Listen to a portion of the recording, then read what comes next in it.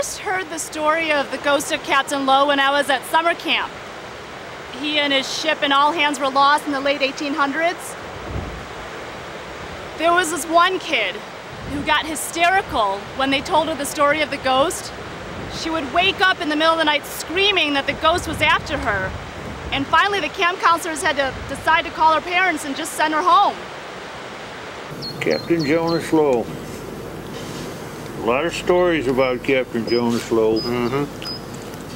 He was a fella, got himself and his whole crew killed right here off the coast.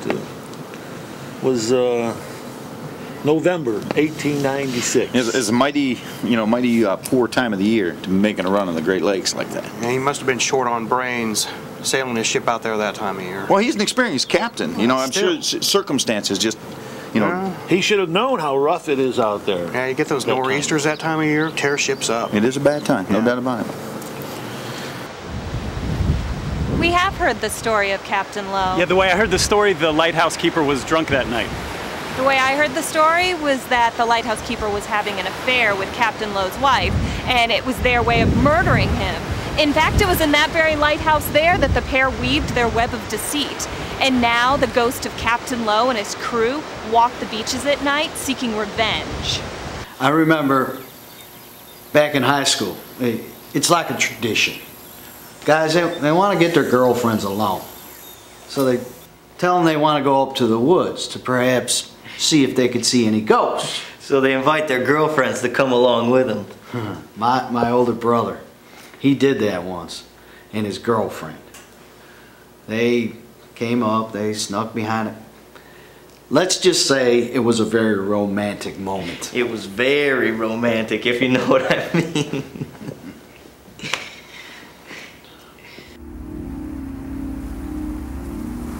He looks up, and there's this guy in this captain's uniform just watching him. It was freaky.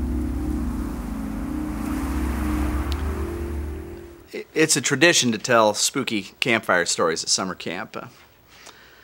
One summer, a rumor started that Captain Lowe was under the water, and he'd try and grab your ankle and pull you under. Well, eventually this rumor spread, and now the kids would go swimming. And didn't look good for the camp, because all these nice facilities, and nobody was using them. Administration put a stop to that rumor. Tell him about your daddy. Oh, I don't want to talk about my daddy. Oh, the night he had his third heart attack. It happened across the road at this very shop, in the cemetery. Well, alright. After he had his third heart attack, he told me this story. He's out front and he's been drinking and he sees this, apparition of sorts. So he calls out to it. He says, "Hey!" And when it didn't respond, he just goes up and starts swinging, just again and again and again and again. And I don't know, between swing 42 and 43. That's when he had his grabber. That's the story he told anyway. His daddy was cuckoo for Cocoa Puffs. He didn't have very good eyesight either. Tell him how your daddy ruined his eyesight. Well, my daddy wanted to be a welder like his daddy and his daddy before him and so on and so on. So he used to sneak out at night secretly and watch my granddaddy welding in the shop.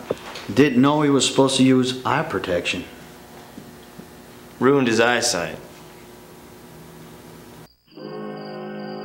I think I know the story of Captain Lowe as well as anyone.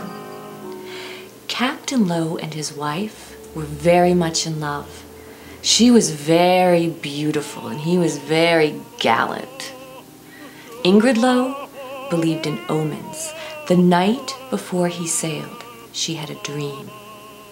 The ghost of her Uncle Clyde, the one who fell through the ice in 1882, he could always predict bad weather.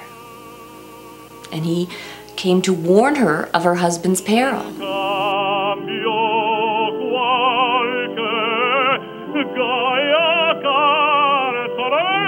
He would only spend his remaining days worrying about his impending death. I think she was right not to tell him, don't you know? While he was away, whenever she got the chance, she would study the weather. Then one morning, she saw a raven outside her window, and she knew her husband was dead.